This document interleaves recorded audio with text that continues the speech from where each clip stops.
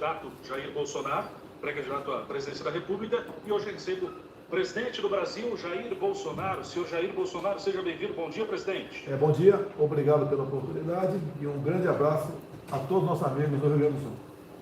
Prazer estar falando com o senhor aqui na programação da Rádio ABC mais uma vez. Presidente, quero começar pelo dia de ontem, onde nós tivemos, inclusive já foi destaque aqui na programação, um domingo marcado por manifestações em defesa do voto impresso, manifestações inclusive do senhor na programação já. Como é que o senhor avalia o dia de ontem e também a inclusão do voto impresso no sistema eleitoral, presidente Bolsonaro? Olha, o que eu gostaria que acontecesse, bem como uma parte considerável da população, que nós tivéssemos eleições democráticas. Ninguém está falando que não quer eleição. Nós queremos, mas eleições limpas. O que a gente não pode admitir que o ministro Barroso participa da soltura do Lula. Depois participa também de uma forma de torná-lo elegível. E ele mesmo é que vai contar secretamente os nossos votos numa sala no TSE. E todo ato público, todo ato administrativo tem que ser público. E a contagem pública dos votos se faz necessário. E nós estamos oferecendo ao Brasil a possibilidade de que cada um eleitor tenha certeza que o voto a que ele der, esse voto será contado. Você pode ver, então o pessoal me cobra prova de fraude. Olha, os indícios levam à prova. Você pode ver, em São Paulo, as eleições do ano passado, capital, os 0,39% dos votos, o sistema travou e ficou parado por mais de uma hora. E quando parou, tinha uma classificação do primeiro ao oitavo, com um percentual de votos dentro daquele universo de 0,39. E quando destravou o sistema lá na frente, esses mesmos, nessa ordem, foram mantidos. E mais ainda, os mesmos percentuais. Isso é impossível acontecer. A chance seria a mesma que você ganhar várias vezes na Mega Sena sozinho. Quer indício maior do que esse? De que as eleições de São Paulo foram mais do que suspeitas? Bem como por todo o Brasil. Várias pessoas reclamando que iam apertar a tecla 17, aparecia a foto de outro cara. Ou apertava o 1, já aparecia a foto do Haddad. Então isso aconteceu largamente no Brasil. E eu acredito que só fui eleito porque tive muito voto no Brasil.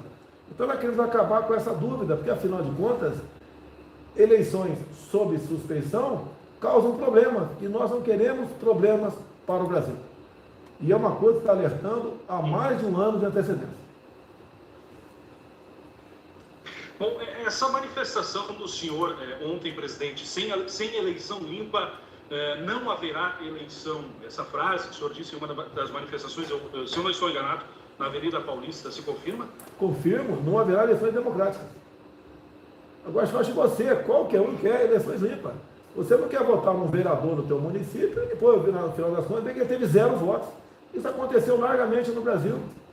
Agora, sem eleições limpas democráticas, não tem eleição de verdade. Tem uma farsa. Tem algo que pode se chamar de tudo, menos de eleições.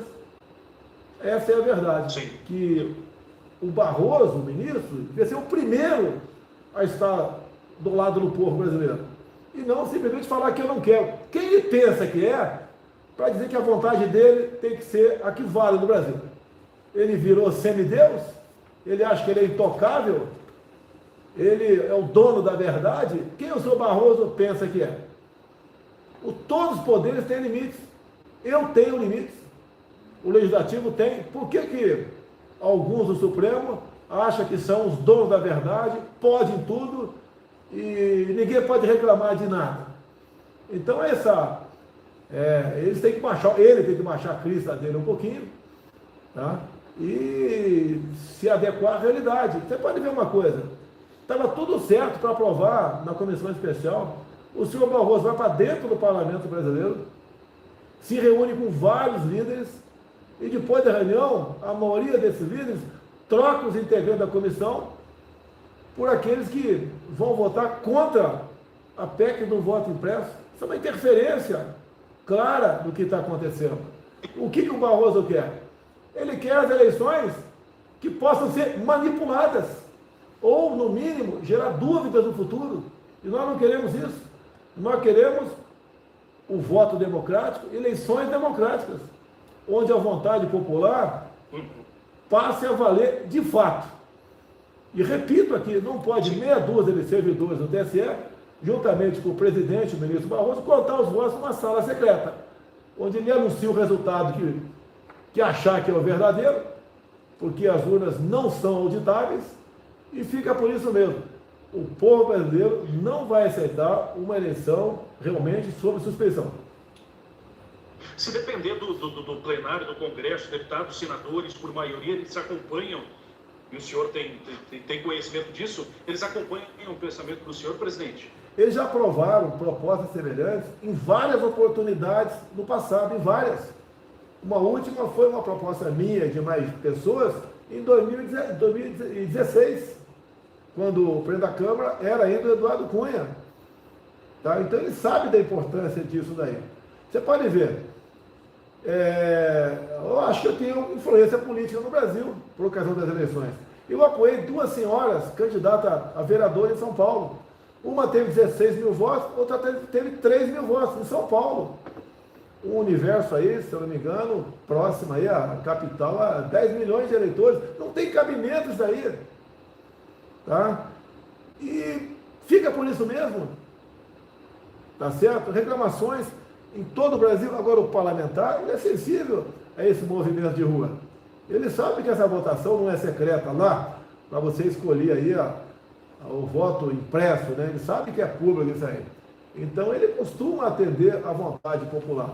E o que eu sei da Câmara, que eu conheço com bastante profundidade, teremos votos mais do que suficientes para aprovar aí a PEC do voto impresso. Agora, se você mata lá na comissão, fica difícil essa PEC prosperar. Bom, mudando um pouquinho de assunto, presidente, CPI da Covid, CPI da pandemia, que volta amanhã, inclusive a ter os seus trabalhos após o recesso, trabalho retomando. A CPI da Covid, CPI da pandemia, até que ponto ela perturba, ela atrapalha o andamento do governo e a retomada principalmente econômica do país, presidente Bolsonaro? Apesar do perfil de Renan Calheiros, com 17 inquéritos supremos, o perfil de Omar Aziz, acusado de 260 milhões da saúde em Manaus, apesar do perfil do Randolfo Rodrigues, de um agitador, de um universitário sem compromisso com a carreira, a CPI atrapalha sim, tem gente que acredita. A grande mídia dá como verdade qualquer coisa que aconteça na CPI que aponte na direção do governo. Estão tentando o tempo todo querer me acusar de corrupção pela compra de uma vacina que não chegou uma dose sequer no Brasil, que não gastamos R$1 para adquiri-la. É uma CPI, por exemplo, que continua satanizando o tratamento precoce, mas não apresenta alternativa. Quantas pessoas se curaram com medicamentos outros aqui no Brasil? Eu mesmo fui uma dessas pessoas, tomei a hidroxicloroquina, no dia seguinte estava bom. No Senado americano, as coisas estão sendo feitas realmente com responsabilidade. Eles estão em cima da origem do vírus, bem como vários senadores americanos falam que o tratamento precoce deu certo em vários estados mexicanos. Lá sim se procura uma solução para evitar, uma forma de evitar o número de mortes. Quando eu aqui autorizei a Copa América no Brasil, o Renan Calheiros falou que seria a Copa da Morte. 30 dias depois, quando acabou a Copa América, tá, o número de mortes tinha diminuído drasticamente. Então, uma CPI que já tem um relatório pronto, quer me enquadrar como genocida. Agora, uma CPI que não quer apurar desvio de governadores. E isso ocorreu largamente no Brasil. São mais de 100 operações da Polícia Federal É uma CPI que você pode ver não só Omar Aziz, bem como o irmão de Renan Calheiros, Renildo Calheiros, e o nosso querido senador Randolfo Rodrigues, apresentaram emendas a uma medida provisória nossa que visava estender a governadores e prefeitos a possibilidade de comprar vacinas sem a certificação da Anvisa e sem licitação. Seria uma festa por parte de alguns governadores e prefeitos, que não estou acusando a todos aqui. Seria uma festa. E quem ia pagar a conta era o governo federal. Iam comprar vacina de qualquer país do mundo. E a Anvisa seria esquecida nesse momento. No momento que lá atrás, inclusive, nós vivíamos sobre a preocupação dessas vacinas que estavam em fases experimentais. E eu disse claramente lá atrás que nós só podemos comprar vacina, só compraríamos depois que ela fosse aceita pela Anvisa e só pagaríamos depois que ela chegasse ao Brasil. Então, uma CPI política, como quase todas as CPIs em câmaras municipais, legislativas, como quase todas, acontece. Tem um objetivo político claro. Bom, presidente, virando um pouquinho a chave também, falando agora sobre as mudanças que aconteceram na semana passada no governo. Faltando 12 minutos para as 10 da manhã, o presidente Jair Bolsonaro, falando com exclusividade à Rádio ABC na manhã deste dia 2 de agosto. Sobre as mudanças que ocorreram na semana passada, por que a troca de algumas pastas, como, vou usar o exemplo, Nix Lorenzoni, gaúcho, nosso conterrâneo, indo para o Ministério do Trabalho, e também a chegada do Ciro Nogueira, do chamado Centrão, por que ocorreu isso? Questões políticas? Como é que o senhor analisa essa situação, já que deu a caneta para que ocorresse essas trocas? O melhor funcionamento do Poder Executivo. O Nix Lorenzoni é meu amigo de muito tempo. Ele eu chamo de marinheiro de a primeira viagem. Ele esteve comigo 2 anos antes das eleições, esteve comigo. E eu falo para ele, já que você é meu amigo, você é meu coringa aqui. Você vai para qualquer lugar para apagar o incêndio ou resolver um problema. Ele tem se comportado muito bem. Uma pessoa excepcional, o Nix Lorenzoni. E nós aqui estamos com problema de emprego no Brasil. Você pode ver medidas de muitos governadores, né? O Rio Grande do Sul não fugiu disso, fechou tudo no Rio Grande do Sul. Está prejudicando o emprego formal, botando aquelas pessoas que viviam na informalidade na miséria, acabando completamente com o ganho dessas pessoas. E não era para salvar vidas, era pelo poder. Eu sempre falei, o Supremo me tirou o poder de tratar desse assunto, né? Porque uma medida restritiva de governador e prefeito não poderia ter interferência minha. Então os informais foram jogados à lona. E nós socorremos os informais com auxílio emergencial. Nós gastamos, em um ano de auxílio emergencial, o equivalente a 10 anos de Bolsa Família. Nós atendemos as pessoas. Agora, o emprego se viu prejudicado, apesar de proposta do governo com o Pronamp, para salvar emprego, e salvou muito emprego. Nós queremos criar mais emprego, e devemos dar uma atenção especial a essa pasta. Por isso, a nova pasta criada, Emprego e Previdência, o Onix foi para lá. Aqui abriu para um senador, o Ciro Nogueira, o pessoal fala centrão. Olha, senta na minha cadeira aqui e governe sem o voto de mais da metade dos parlamentares que são aí ditos centrão. Vem aqui e governe sem eles. Senta aqui e aprove PEC, aprove projeto de leis, aprove o Pronamp, aprove o auxílio emergencial, aprove projetos outros, né? Como a PEC da liberdade econômica, que facilitou a vida do dono de pizzaria aí, daquele cara que vendia um cachorro-quente na praça. Aprove sem esse pessoal. É fácil, de forma pejorativa, acusar o Centrão. Outra, eu sempre fui do Centrão. Eu sempre fui do PP. Raramente estive fora de um partido que estava fora dessa sigla. Agora, não podemos simplesmente achar, o Centrão está fora do destino do Brasil. Tá? Então, é o que eu tenho para governar. E tenho me dado muito bem com essas pessoas. Ou querem que eu vá procurar o apoio do PT, do PCdoB, do PSOL, da Rede, do Cidadania? Pô, é fácil falar, né? Agora, querem que eu haja dentro das 4 linhas de Constituição? Estou agindo. Eu trabalho dentro das 4 linhas, mas do meu lado, em 90% do que eu quero fazer em Brasília, eu dependo do parlamento. Como, por exemplo, agora eu preciso corrigir o Bolsa Família. A média está em R$ 192. Como é que eu vou corrigir? Porque a inflação está aí. É um assunto importante. A política lá atrás de fique em casa, a economia a gente vê depois, a consequência está aí, inflação. Tá?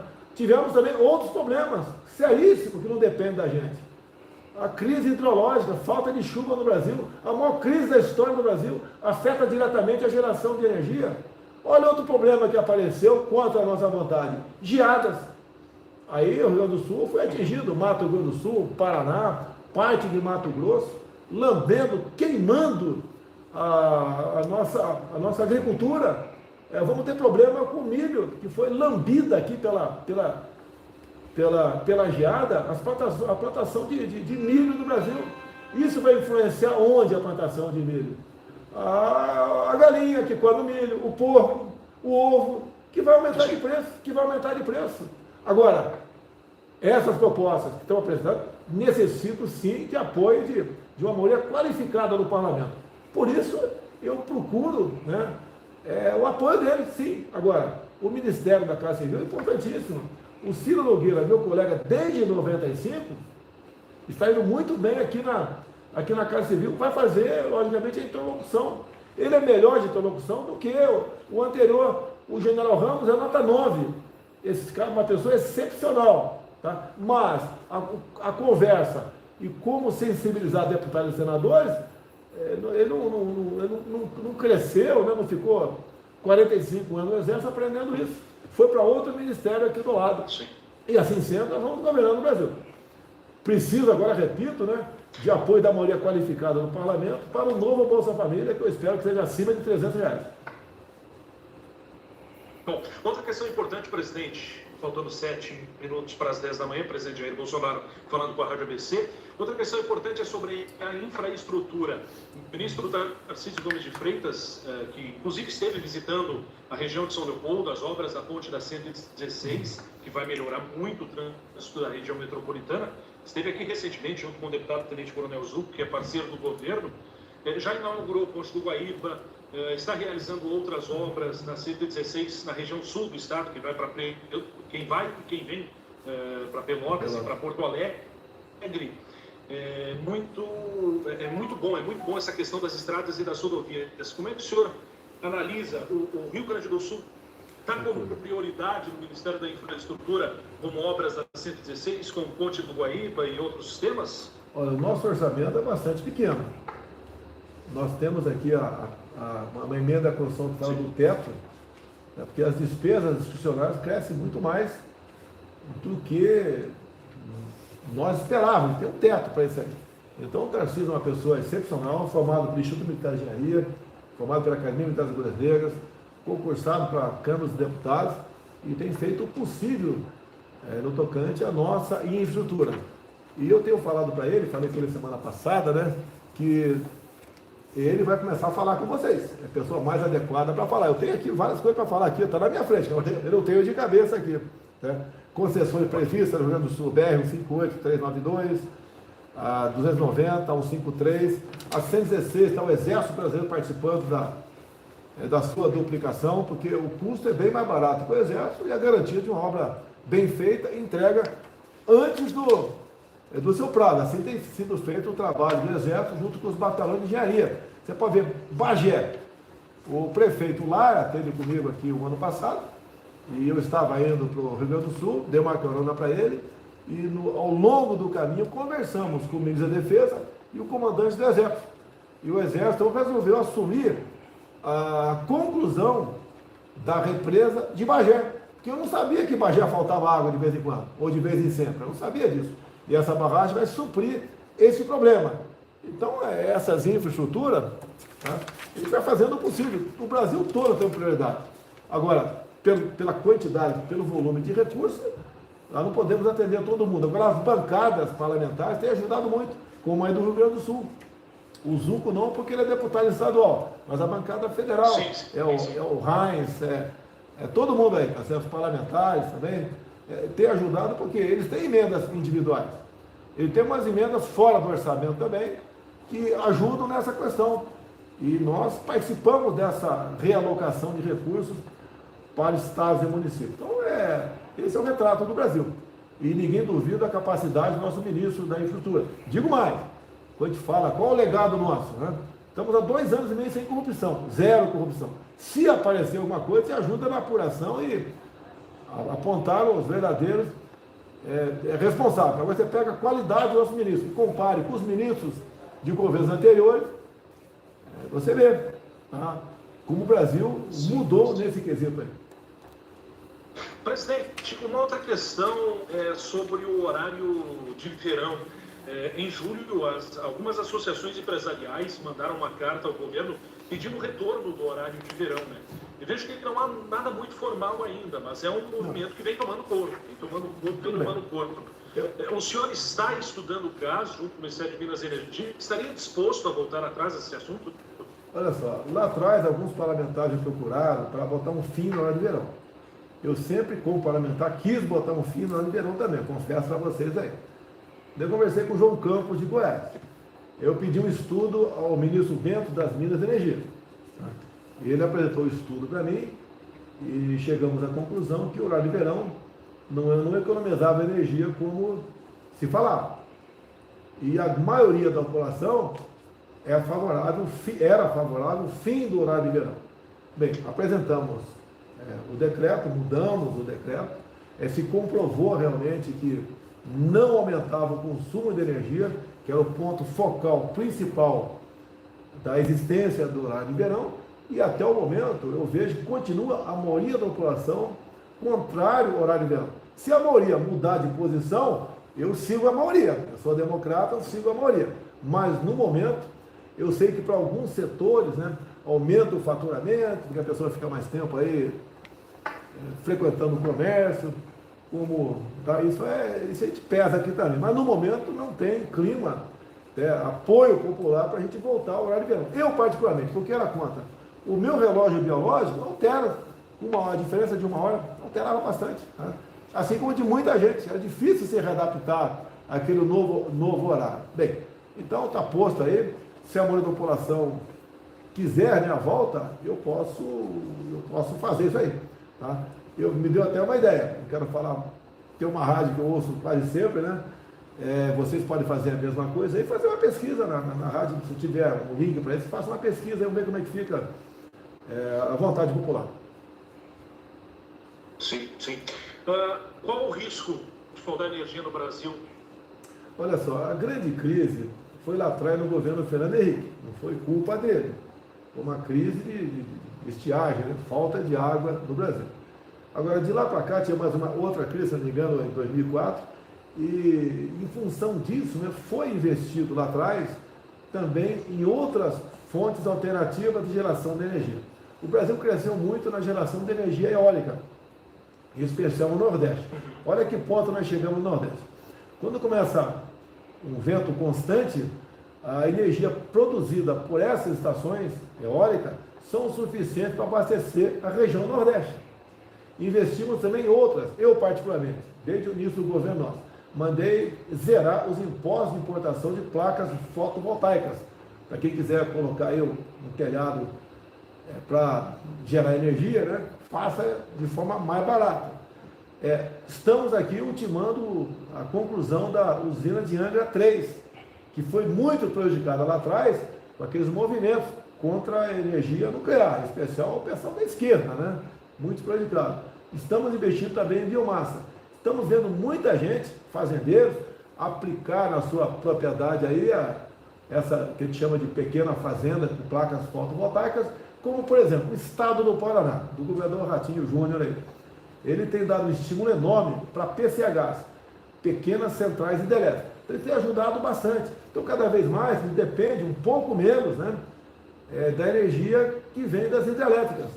Mas, segundo o Ministério das Minas e Energia, o nosso almirante Bento, ele diz que nesse ano não teremos racionamento, não teremos falta de energia. Mas sempre pede a todos, como peço agora, quem porventura tiver uma luz acesa lá na tua casa, por favor, apaga essa luz lá na ponta da linha, vai fazer a diferença.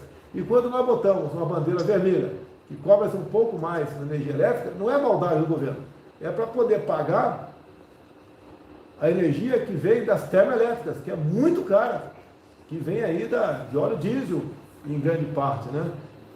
E o objetivo é esse.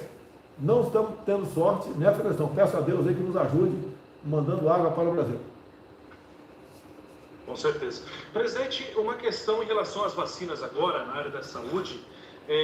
Nós temos algumas projeções do Ministério, do ministro Marcelo Queiroga, para vacinar toda a população, pelo menos com a primeira dose, até o mês de setembro. O Brasil, na opinião do presidente da República, está em um bom desempenho na área da vacinação, presidente? Tirando os países que produzem vacina, o Brasil é o melhor país nesse quesito. Alguns falam que devia ter comprado vacina no ano passado. Eu te pergunto, quem estava vendendo vacina no ano passado? Alguns estavam vendendo para entregar no final de 21. Tá? E estavam vendendo com a Pfizer, por exemplo. O pessoal me acusa, não comprou a Pfizer. Tinha um item no contrato da Pfizer que dizia o seguinte: não nos responsabilizamos por qualquer efeito colateral. Como é que eu posso comprar uma vacina dessa? Se a própria empresa diz que desconhece os efeitos colaterais, né? Se tivesse comprado, não teria chegado ano passado, chegaria a partir de março, a primeira dose aqui. E tinha que passar pela Anvisa. Bem, como é que isso foi resolvido? O Congresso Nacional resolveu aprovar um projeto de iniciativa do presidente do Senado, Rodrigo Pacheco, que foi sancionado dia 10 de março, permitindo que se comprasse a vacina da Pfizer, mesmo com aquela cláusula no contrato, que eles não se responsabilizavam por qualquer efeito colateral. Então assim foi feito. A Pfizer já está chegando no Brasil, por enquanto sem problemas, tá?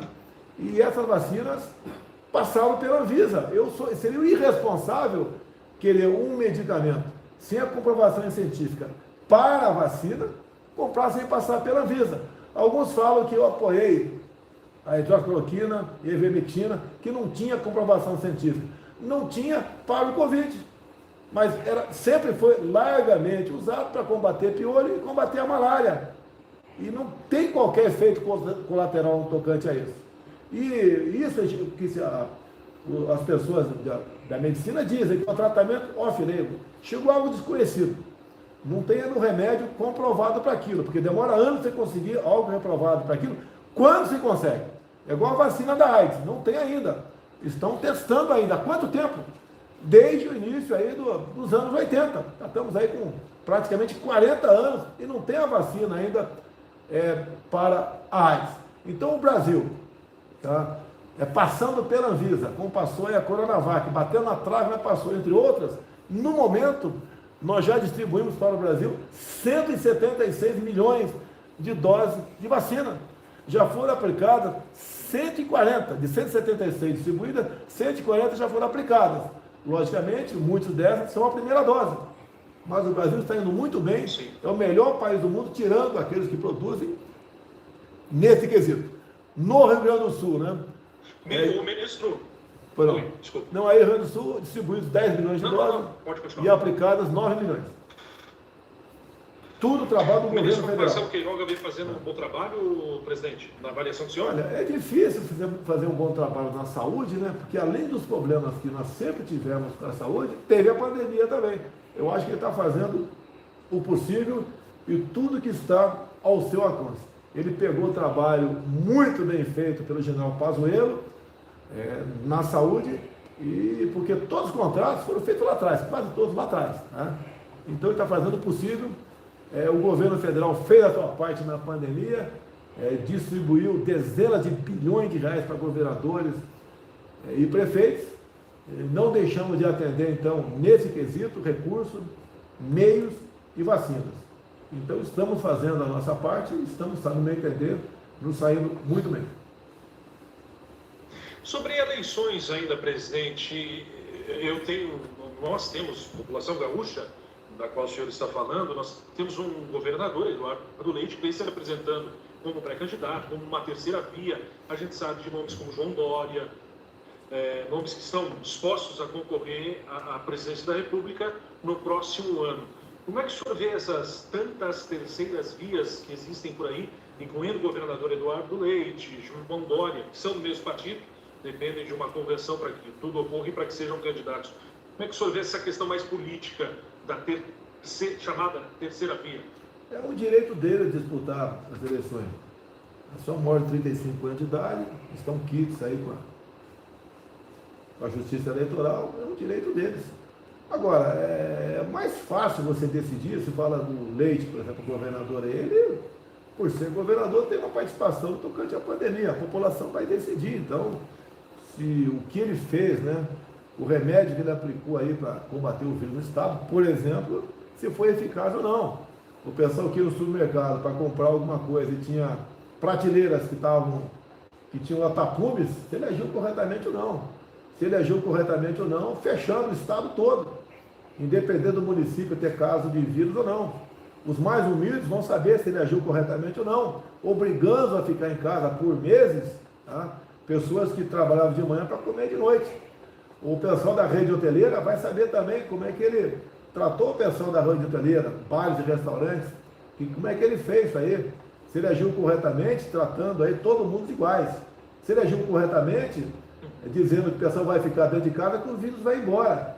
Tá? Inclusive as últimas declarações dele também é de cunho pessoal, não entra nessa área aí, vai decidir isso aí. Eleições é isso. Agora, o que nós queremos, eu não sei se o Eduardo Leite pensa da mesma maneira também, o que eu quero é um voto democrático e eleições limpas e transparentes no ano que vem. Nada de dúvida por ocasião das eleições. A alma da democracia é o voto popular contado, né, de forma pública. No mais aí, quanto mais candidato tiver, no meu entender, mais opção para o povo. No estado do Rio Grande do Sul tem uma peculiaridade. Nós temos dois pré-candidatos também, Onyx Lorenzoni e senador Reis. O Onyx, ministro do governo do senhor, como disse, fiel escudeiro ao governo Bolsonaro, e o Reis também, senador da República, fiel escudeiro ao governo Bolsonaro. Inclusive o estado fez campanha para o senhor. E aí, presidente, quem que o senhor vai apoiar se concorrerem ao governo do estado, Onyx ou Reis? Olha, eu me dou bem com os dois, de há muito tempo. O Reis, né, teve comigo no Partido Progressista há muito tempo. O Onyx, é o que eu disse para você, né, conhecia de parlamento, sim, e 2 anos antes das eleições ele acreditou em mim. Eu gosto dos dois.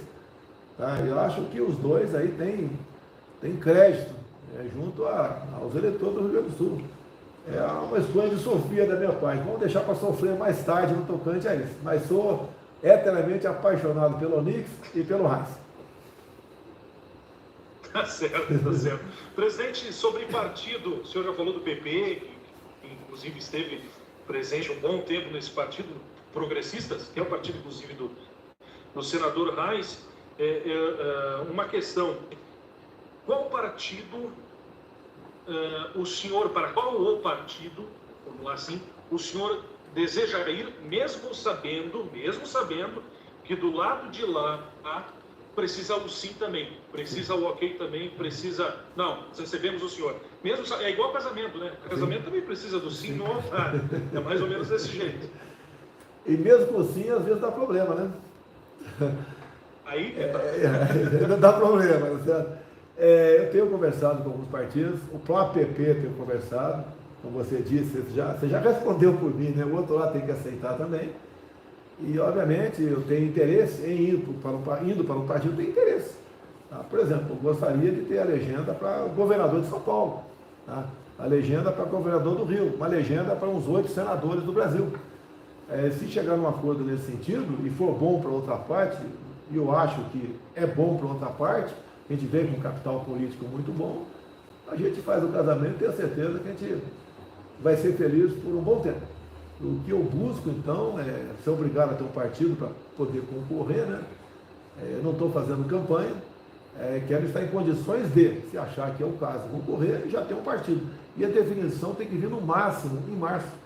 Para mim tem que vir antes, porque se eu pensar em disputar uma eleição, tem que fazer uma bancada. E tem uma outra situação complexa. O Congresso está discutindo uma nova lei eleitoral. Se vai ter o distritão, se vai ser a forma que está aí, como vai ser. Você pode ver, se aprovar o distritão, cada partido aí dentro do Estado vai lançar um número mínimo de candidatos. Por exemplo, Rio Grande do Sul, o partido pode lançar até 50 candidatos, para lançar no máximo a meia dúzia. E se lançar 50, pulveriza, ele não entra na lista dos primeiros, né, para integrar o parlamento. Não chega ninguém. Agora, imagine você pega no partido grande do Rio Grande do Sul, em vez de 100 candidatos, de 50 candidatos, vai falar para 44, vocês estão fora, só esses 6. Dos 44 vão falar, com que critério você botou apenas esses 6 candidatos? Olha a complicação. É mais um problema, é mais um complicador que aparece aí que eu não sei como é que o parlamento vai resolver. Quando se fala em eleições, né, lei eleitoral, isso aí praticamente é privativo do parlamento. A gente, do lado de cá, o Poder Executivo pouco fala. Sim, sim. Uma questão bem pessoal do senhor, mesmo sem eleições com o voto democrático, vou usar assim, o senhor concorre igual? Olha, a gente não pode disputar umas eleições, perder e reclamar depois. Você pode ver, suponha que seja mantido o atual sistema que está aí. Suponha que eu concorra e perca. Mesmo com vários indícios de fraude, como tivemos em 2018, entre outras eleições. No final da linha, quem vai julgar o meu recurso? O Supremo Tribunal Federal. Preciso te responder alguma coisa?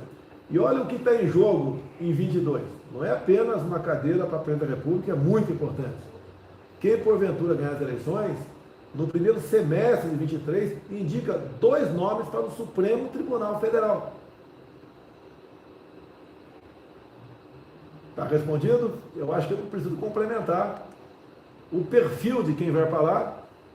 Se aquele cara que tiraram da cadeia, que roubou o país aqui de forma descarada, que mandou bilhões de dólares para outros países, como Cuba, Venezuela, Angola, Bolívia, para fazer obras em outros locais.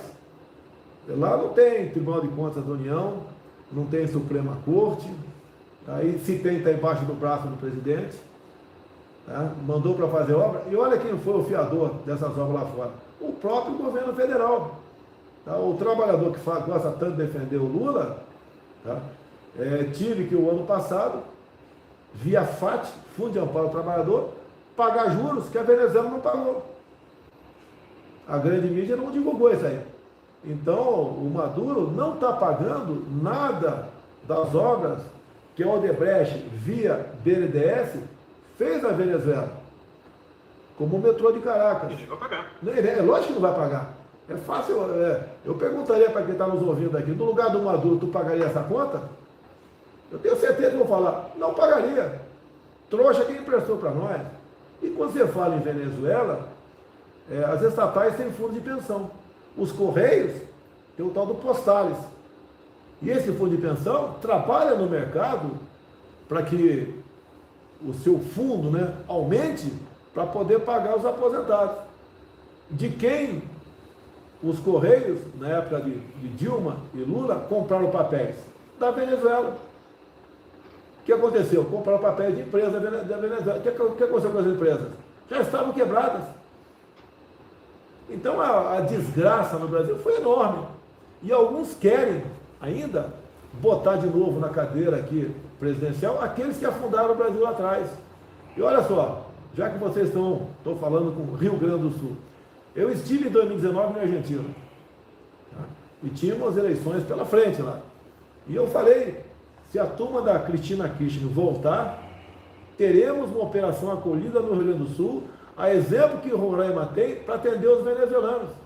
E a classe rica da Argentina já começou a deixar o país. Já tem gente morando no Rio Grande do Sul. A parte rica. Os mais pobres vêm depois, como estão vindo da Venezuela para o Brasil. E olha que chegam centenas por dia, lá em Pacaraima, né, a cidade vizinha lá da Venezuela. A maioria são mulheres, que vêm com uma mala na mão, 2 filhos na outra mão, às vezes um filho na barriga e uma trouxa de roupa na cabeça, pedindo, pelo amor de Deus, um prato de comida para nós brasileiros, fugindo do paraíso do socialismo. E deixe bem claro, tem vídeos aí do Lula participando da eleição de Chaves e de Maduro, dizendo que eles eram socialistas e pessoas muito preocupadas com o pobre. É isso que nós queremos para o Brasil? peço a Deus, né, que não se agrave a questão da Argentina. Costumo dizer, com os nossos irmãos, rivalidade apenas no futebol. Mas é ver o que está acontecendo. Olha o homem do campo, o pessoal do agronegócio, o que está acontecendo com os seus irmãos lá na Argentina. Há pouco a Argentina decretou por 30 dias a proibição de exportação de carne. O que o presidente aí fez com essa medida? Vamos deixar de exportar carne por 30 dias para baratear o preço para a Argentina não poder comer carne. Resumo da ópera: faltou carne e o preço subiu. Olha o que ele fez no imposto que ele fez nos produtos aí do campo. Um imposto absurdo. Argentinos deixando a plantação se estragar no campo, porque fica mais caro colher, tem de vista a carga tributária. Nós aqui não interferimos na produção e nem na venda de alimentos. O que a gente investe aqui, como estamos fazendo agora com a Caixa Econômica Federal do presidente Pedro Guimarães, é entrarmos no plano safra também. Proporcionar financiamento também para a agricultura familiar, que é aquela que nos abastece aqui. Nós investimos na produção de alimentos e não no controle da produção, porque o que vai acontecer no final da linha, nós sabemos, é desabastecimento. Isso não queremos para o Brasil. E a política da Argentina é exatamente igual aqui do Lula, de Dilma, de Zé Dirceu, de Chávez no passado, de Maduro, de Fidel Castro no passado. É isso que nós queremos para o Brasil?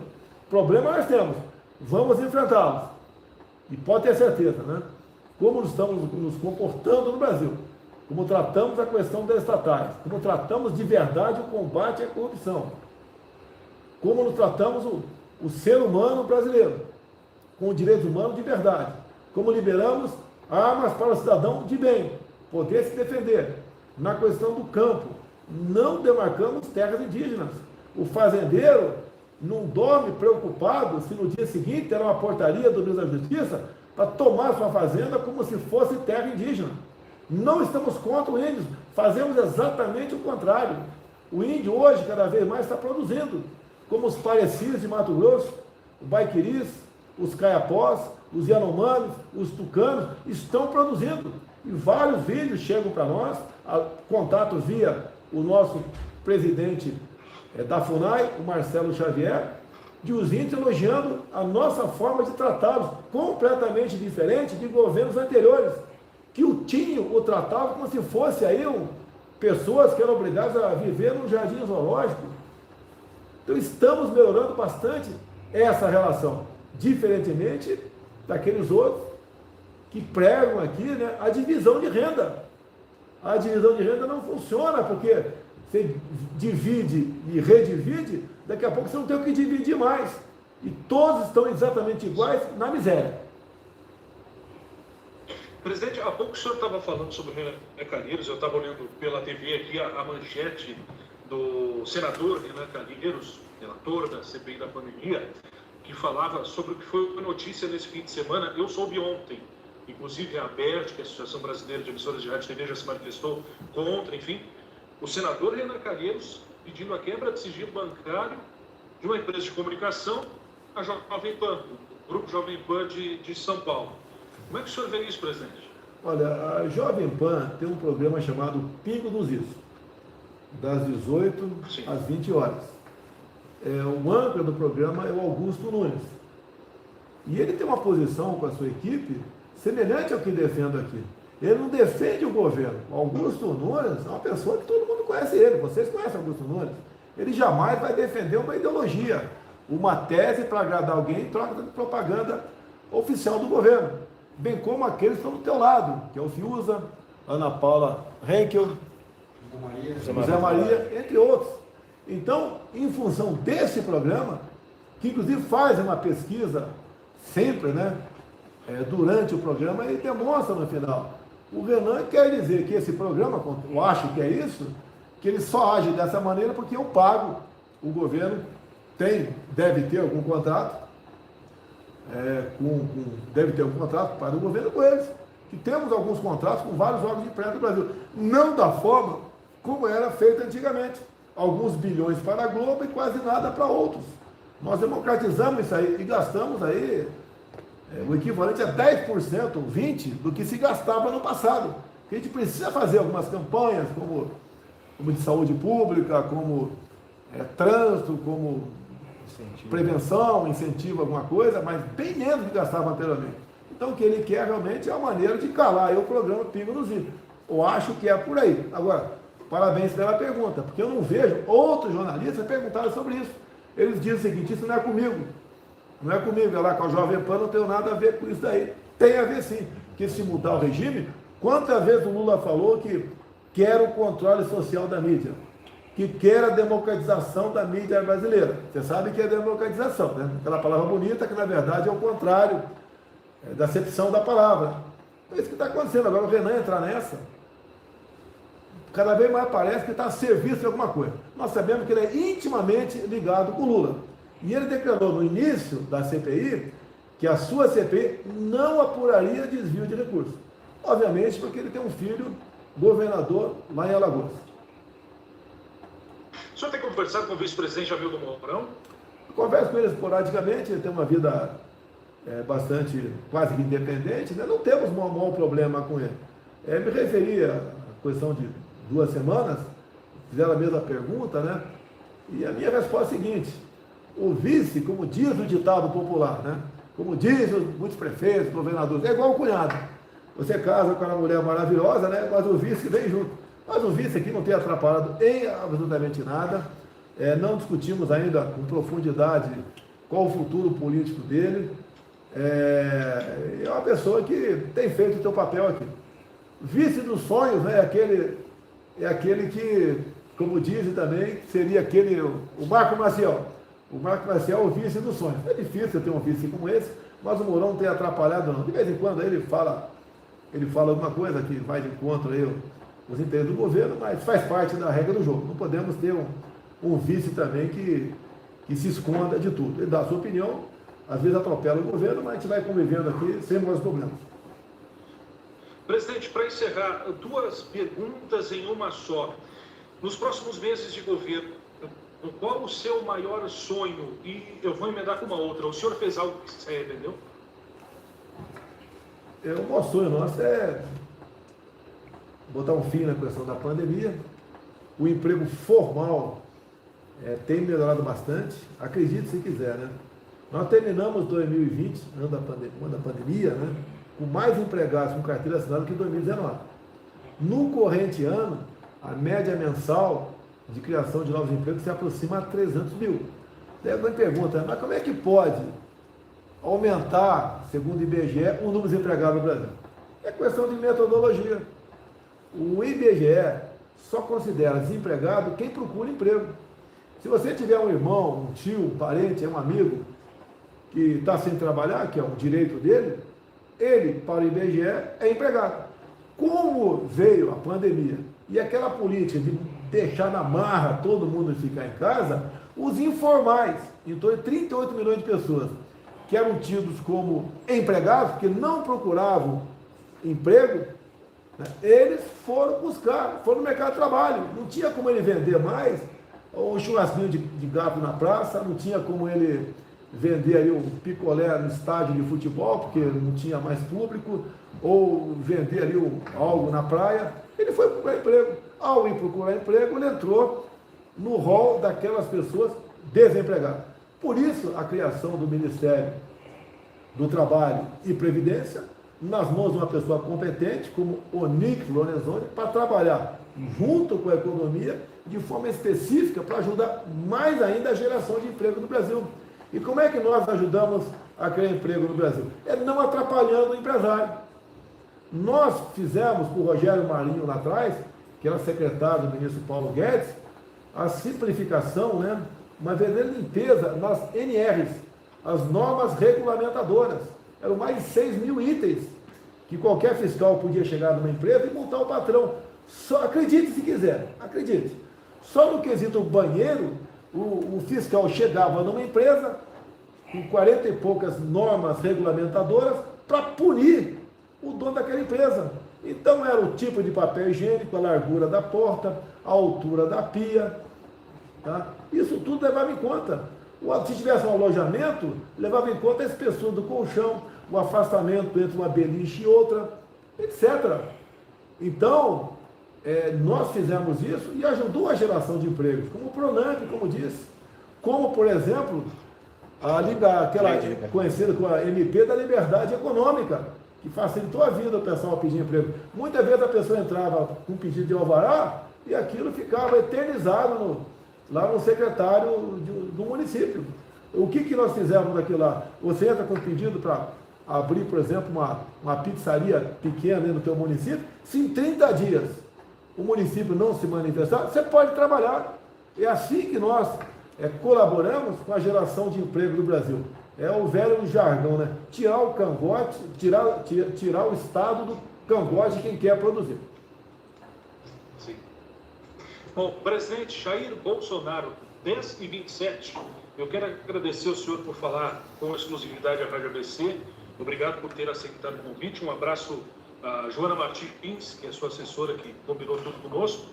E lembrando, nós recebemos o senhor como deputado federal, recebemos o senhor como pré-candidato, primeiro do Estado a receber um pré-candidato na época, Jair Bolsonaro, e hoje falando como presidente da República aos microfones da Rádio ABC, aos gaúchos. Presidente Jair Bolsonaro, sempre à disposição. Um abraço para o senhor e como o senhor me recebeu, eu faço aqui, ó, continência. Muito obrigado, um abraço nos gaúchos e um beijo nas gaúchas. Valeu. Valeu, obrigado, presidente. 10h28, presidente Jair Bolsonaro falando com a Rádio ABC. Nosso muito obrigado.